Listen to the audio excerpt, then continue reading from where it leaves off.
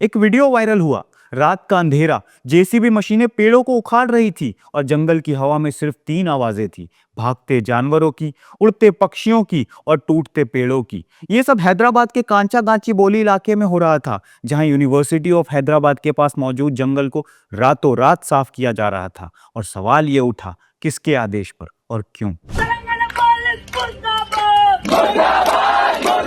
आज के no nonsense episode में हम बात करेंगे कि 400 एकड़ के जंगल को श्रब लैंड क्यों बताया गया, रेवंत रेड्डी को हैदराबाद में कोई और जमीन क्यों नहीं दिखी जो वही जंगल चुना गया जहां वाइल्ड लाइफ था, और जब यूनिवर्सिटी ऑफ हैदराबाद के छात्रों और प्रोफेसरों ने विरोध किया तो सुप्रीम कोर्ट को बीच में आकर रोक क्यों लगानी पड़ी। शुरू करते हैं मुद्दे की बात बिना बकवास। कांचागाची बोली हैदराबाद का वो इलाका है जिसे लोग शहर का लास्ट ग्रीन पैच कहते हैं। कुल 400 एकड़ में फैला ये इलाका न सिर्फ हजारों पेड़ बल्कि 2 छोटे लेक्स, कई चट्टानी संरचनाएं और रेयर स्पीशीज का नेचुरल हैबिटेट है। गवर्नमेंट रिकॉर्ड्स के मुताबिक यहाँ spotted deer, wild boar, monitor lizard, Indian star tortoise और इंडियन रॉक पाइथन पाए जाते हैं। अब देखिए, रेवंत रेड्डी की कांग्रेस सरकार ने इस क्षेत्र को श्रब लैंड बता दिया, यानी ऐसी जमीन जो जंगल की परिभाषा में ही नहीं आती। फिर इसे Telangana state industrial infrastructure corporation को दे दिया गया और प्लानिंग शुरू हुई। IT tower, real estate projects और multi crore commercial zones. Congress के मैनिफेस्टो में ग्रीन तेलंगाना लिखा था, शायद मतलब था green signal for bulldozer. Environmental clearance नहीं ली गई, वाइल्ड लाइफ सर्वे नहीं हुआ और सबसे जरूरी बात जो थी कि लोकल्स और यूनिवर्सिटी को भरोसे में नहीं लिया गया। रेवंत रेड्डी ने इस फाइल पर दस्तखत किए और अब जब विवाद बढ़ गया तो कह रहे मुझे जानकारी नहीं थी। क्या पेड़ अपने आप गिर गए या नीतियां इतनी गुप्त रखी गई थी कि खुद सीएम को नहीं बताया गया? और एक बात, क्या पूरी सरकार में कोई ये सोच नहीं सका कि हैदराबाद जैसे शहर में इतने सेंसिटिव जोन को काटना कितना गलत है? क्या लैंड बैंक खाली हो गया था?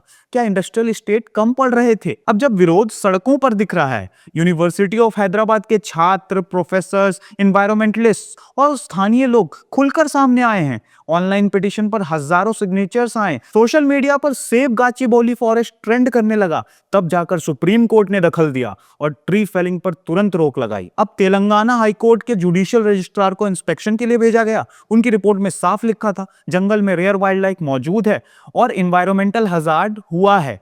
अगर बीजेपी ऐसा करती, कांग्रेस सड़कों पर बैठ जाती। अब खुद कर रही है तो प्रेस कॉन्फ्रेंस तक नहीं किया गया। हो जाए और फिर जंगल को, वन को खत्म करती रहती, अदानी को देती जाती है। आस्ते आस्ते सारा का सारा जल, जंगल, जमीन जो है वो अदानी जैसे अरबपतियों को चला जाएगा। अब देखिए, इस जंगल की अहमियत सिर्फ पेड़ों की गिनती में नहीं है।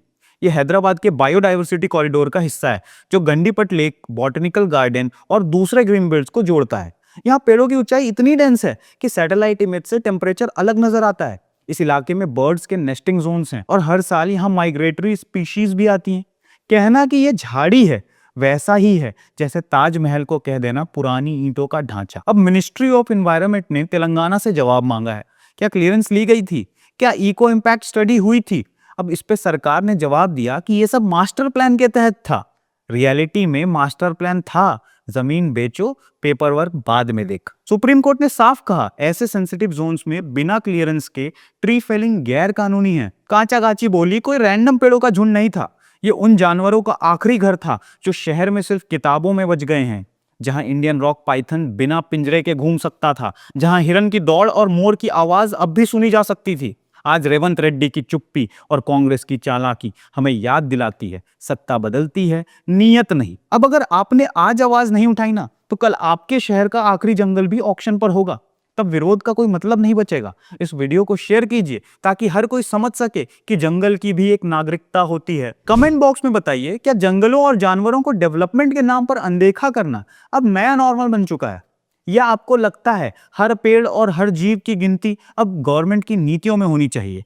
आप देख रहे थे नो नॉनसेंस, मुद्दे की बात बिना बकवास।